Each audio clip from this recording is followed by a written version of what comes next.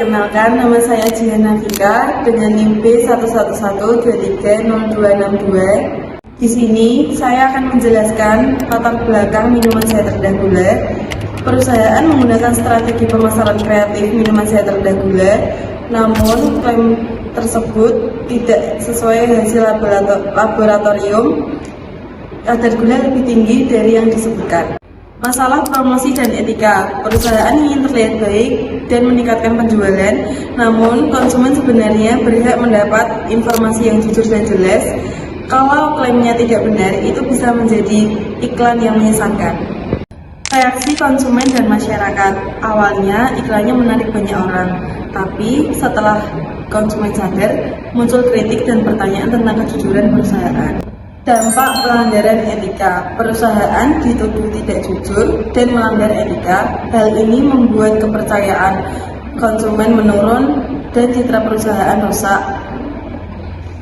Kasus ini jadi contoh untuk melihat pentingnya etika dalam pemasaran. Assalamualaikum warahmatullahi wabarakatuh. Halo teman-teman semuanya. Perkenalkan, nama saya Nadia Dita Mulia Ali dengan NIM B1123028 dari kelompok 8. Di sini saya akan menjelaskan analisis kasus yang dibagi menjadi 3 aspek. Yang pertama ada aspek etika. Pelanggaran kejujuran, transparansi, tanggung jawab, klaim minuman sehat rendah gula adalah misleading advertising dan memanipulasi informasi demi keuntungan yang tidak diinginkan. Yang kedua ada aspek moral. Kurangnya integritas dan kepedulian terhadap kesehatan konsumen dan memanfaatkan kerentanan konsumen yang bertentangan dengan nilai moral universal. Yang ketiga ada aspek hukum. Potensi pelanggaran Undang-Undang Perlindungan Nomor 8 Tahun 1999, Peraturan BPOM, Regulasi Periklanan, sanksi administrasi pidana atau perdata yang dapat dikenakan.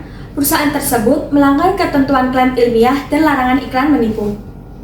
Saya Muhammad akan menjelaskan teori kasus yang pertama, teori deontologi atau etika kewajiban.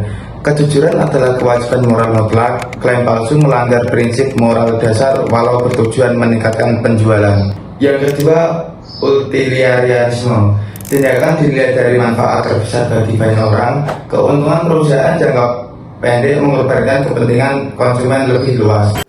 Perkenalkan, nama saya Akila Syarifah Fakhrudina dengan NIM B111230302.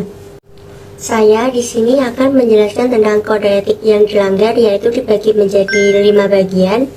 Yang pertama ada kejujuran dalam komunikasi, yaitu klaim palsu saat rendah gula merupakan fase advertising kesenjangan menyesatkan demi meningkatkan penjualan.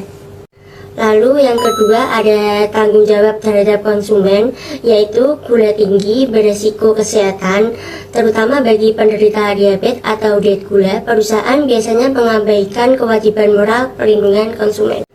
Lalu yang ketiga ada keunggulan dalam persaingan, yaitu klaim palsu menciptakan keunggulan tidak adil dan persaingan tidak sehat.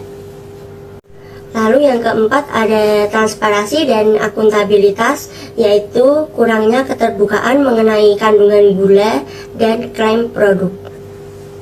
Lalu yang kelima ada komitmen pada tanggung jawab sosial, yaitu perusahaan merugikan masyarakat dengan menyebarkan informasi yang keliru.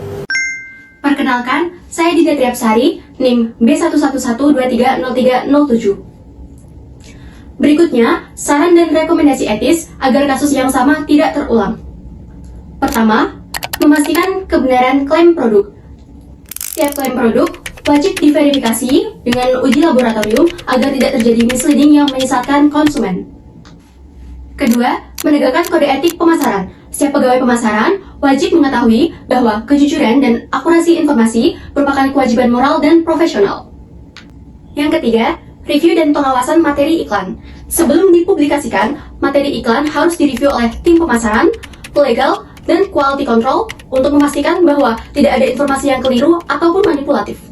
Keempat, penguatan transparansi informasi kepada konsumen.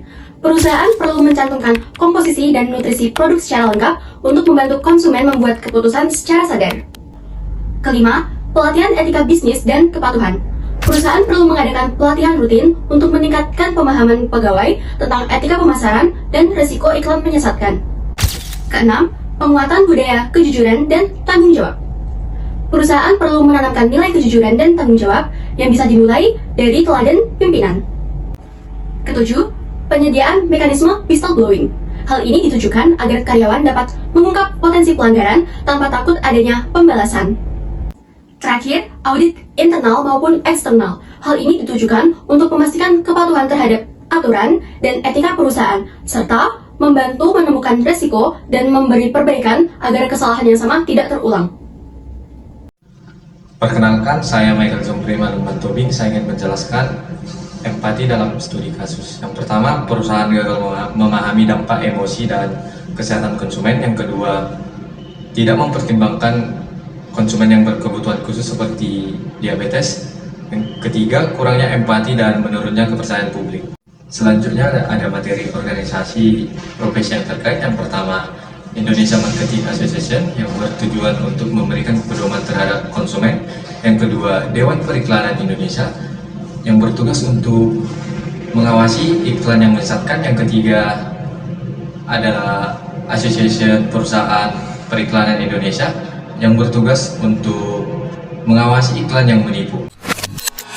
Kesimpulannya, perusahaan memberikan informasi yang tidak benar sehingga membuat konsumen tertipu dan kehilangan kepercayaan. Tindakan ini menunjukkan bahwa perusahaan tidak mengikuti aturan etika karena tidak jujur dan tidak transparan.